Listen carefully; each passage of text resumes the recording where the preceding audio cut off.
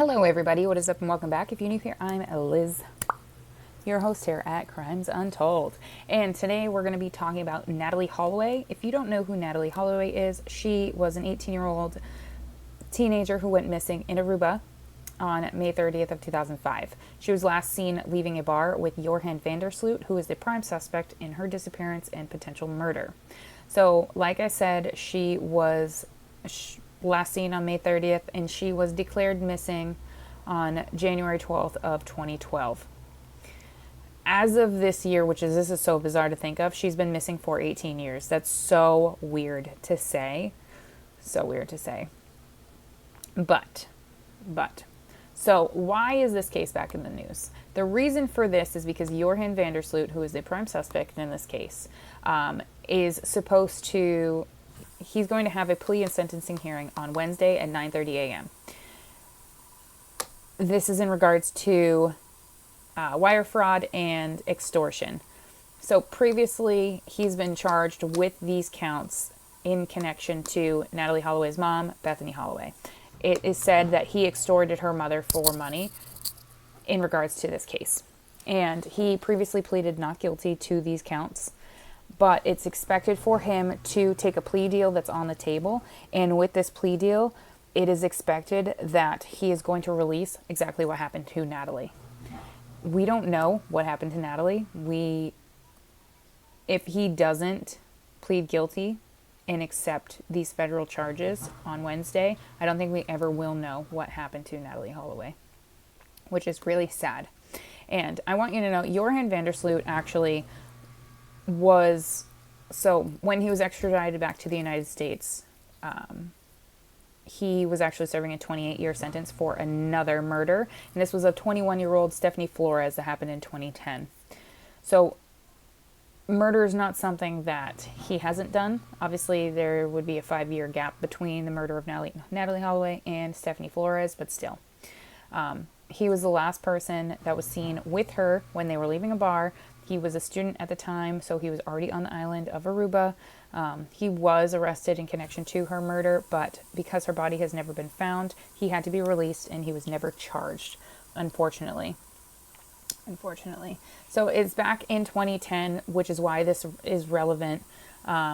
He was accused of trying to extort thousands upon hundreds of thousands of dollars from Natalee's family, with the promise of telling them where Natalee's body was. And of course, from then now, so it's been 13 years, he still has not said where her body is. So what had happened is that Bethany Holloway, which is Natalee's mom, sent him $25,000 as a down payment. And she had legal counsel, and she had agreed to pay him $225,000 to know when the remains of Natalee would be found and positively identified. With this, Joran Van Der Sloot said basically that the information he knew and provided to them was completely worthless. So basically, he blew smoke up their ass in order to retain money from her family, thus further hurting them, which sucks. He ended up keeping that $25,000 retainer that Bethany gave him, and he just gambled it away. That's what his lawyer said earlier this year, is that he gambled that money away.